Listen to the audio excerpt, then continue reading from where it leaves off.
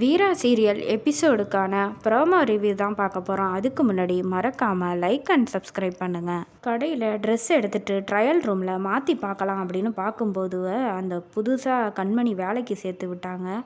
அந்த நபர் என்ன பண்ணுறாருன்னா அவங்கள மறைஞ்சு நின்று ட்ரெஸ் மாற்றுறத அதை சத்தம் போட்டு இவர் நான் ட்ரெஸ் மாற்றும் போது பார்த்துட்டாரு மறைஞ்சு நின்று பார்க்குறாரு அப்படின்னு சொல்லிட்டு இருக்காங்க. அப்போ மாறன் எல்லாருமே கடையில் உள்ள எல்லாரும் ஒன்றா சேர்ந்து என்னாச்சு அப்படிங்கும்போது எல்லாத்தையும் சொல்கிறாங்க.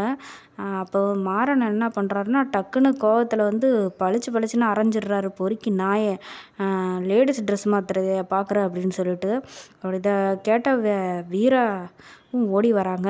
அந்த இடத்துல கண்மணியும் ராகவனும் ராகவன் ரொம்ப கோவமா டேய் இப்போ நீ இவர்கிட்ட மன்னிப்பு கேட்கணும். அன்னைக்கு முத்த அண்ணனை கண்மணி அடித்ததுக்கு எல்லாரும் முன்னாடி மன்னிப்பு கேட்டு சொன்னில்ல, இப்போ கண்மணி சேர்த்து விட்ட ஆளை மட்டும் நீ அடிக்கலாமா? அது தப்பு இல்லையா? நீ மன்னிப்பு கேட்டே ஆகணும் அப்படின்னு கோவமாக கேட்கவும் மாறன் இங்கே பார் ஒரு பொறுக்கி இவனுக்கிட்ட நாமெல்லாம் மன்னிப்பு கேட்க முடியாது. இவன் செஞ்சது தப்பு, உன்னால் முடிஞ்சதை பார்த்துக்க, நான்லாம் சாரி சொல்ல முடியாது அப்படின்னு சொல்லிடுறாரு.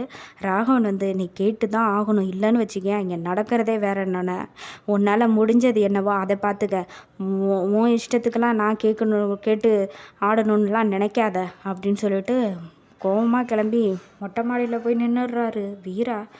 என்னடா ஆச்சு, ஏன் அந்த கண்மணி இந்த மாதிரிலாம் பண்ண சொல்கிறா, இந்த உண்மையாகவே இந்த மாதிரி அவர் பண்ணாரா, ட்ரெஸ் மாற்றும் போது பார்த்தாரா அப்படிங்கும்போது ஆமாம் வீரா, அதனோட கண்மணி இது மாதிரிலாம் செய்ய மாட்டா எப்போவும், ஏன் அப்படி மாற்றி பேசுகிறா, இவனுக்கெல்லாம் ஏன் சப்போர்ட் பண்ணுறான்னு தெரியலையே. என்னொன்னே உங்கள் அக்காவுக்கு என் மேலே கோவம், அவனுக்கு சப்போர்ட்லாம் பண்ணலை, நான் பேசுனதுக்கு எதிர்பேச்சு பேசணும் அப்படிங்கிறதுக்காக வேணும்னே இதை செய்கிறாங்க அப்படின்னு சொல்கிறாப்புல.